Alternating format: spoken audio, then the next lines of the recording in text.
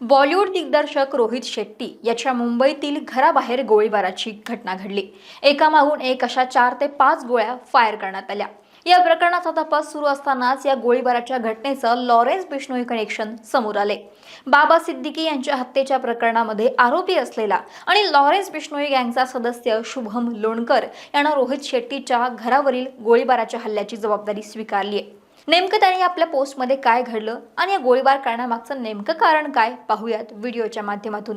नमस्कार, मी अक्षता आणि तुम्ही पाहताय सकाळ।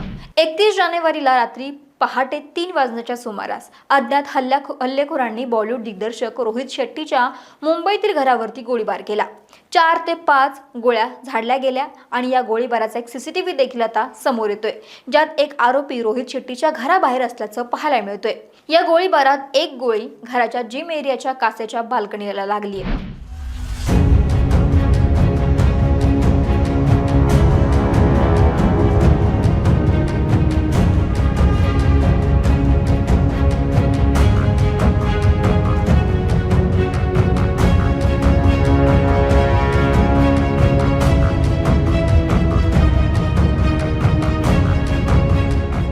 या घटनेची माहिती मिळताच पोलीस जुहू येथील घटनास्थळी पोहोचले आणि संपूर्ण परिसराला घेराव घातला।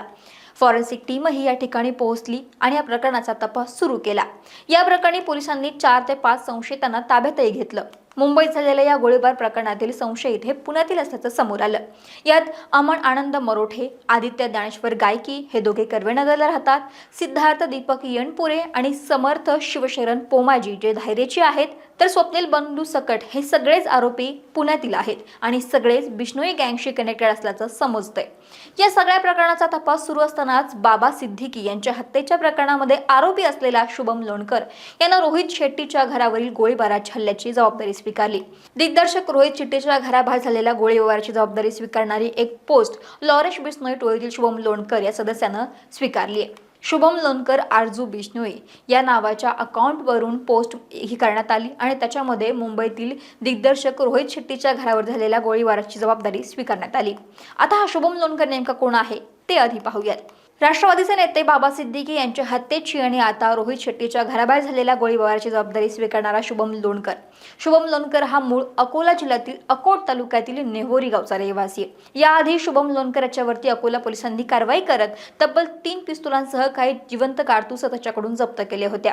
लॉरेन्स बिश्नोई आणि त्याचा लहान भाऊ अनमोल बिश्नोई याच्या संपर्कात असणाऱ्या शुभम लोणकरला बंदुकीच्या तस्करी प्रकरणात अकोला पोलिसांनी गजाआड केलं होतं। शुभम हा बंदूक तस्करीचा मुख्य सूत्रधार होतो। अकोट पोलिसांनी त्याच्याकडून बंदूक खरेदी करणाऱ्या तिघांना बेड्या ठोकल्या होत्या। शुभम लोणकर हा बिश्नोई गँगचा टेक्निकल आणि सोशल मीडिया हँडलर असल्याचं सांगण्यात येते। अकोल्यात तो पूर्वी डेअरी चालवायचा, मात्र हळूहळू लॉरेन्स बिश्नोईच्या विचारसरणीच्या प्रभावाखाली तो आला आणि या गुन्हेगारीमध्ये अडकला। तो गेल्या काही दिवसांपासून पुण्यातील वारजेश भागामध्ये राहायचा। त्यानंतर तो फरार होता। त्यावेळी शुभमला पुण्यातून अटक झाली होती। त्यानंतर त्याची जामिनावरती सुटकाही झाली होती। शुभम लोणकर आणि लॉरेन्स बिश्नोई या दोघांच्या संभाषणाचा कॉल रेकॉर्डही पोलिसांकडे आहे। शुभम आणि बिश्नोई यांच्यामध्ये संभाषणाचे व्हिडिओ रेकॉर्डिंग सुद्धा समोर आलेलं आहे। शुभमचं नेटवर्क दुबई आणि इतर आंतरराष्ट्रीय गुन्हेगारांपर्यंत पसरले। त्याचं अकोल्यातील नेवोरी गावात घर असून त्याच्या घराला अनेक दिवसांपासून कुलूपही लागले। दरम्यान रोहित शेट्टीच्या घराबाहेर झालेल्या गोळीबाराची जबाबदारी स्वीकारणाऱ्या पोस्टमध्ये म्हटलं, आम्ही त्याला अनेक वेळा मेसेज केला आहे की आमच्या कामामध्ये हस्तक्षेप करणं थांबवा, पण तो समजून घेत नाही। हा फक्त छोटासा ट्रेलर होता। जर त्याला आमचा निरोप पुढे समजला नाही तर त्याला त्याच्या घराबाहेर नाही तर त्याच्या बेडरूममध्ये त्याच्या छातीमध्ये गोळ्या घातल्या जातील। हा संपूर्ण बॉलिवूड इंडस्ट्रीला इशारा आहे।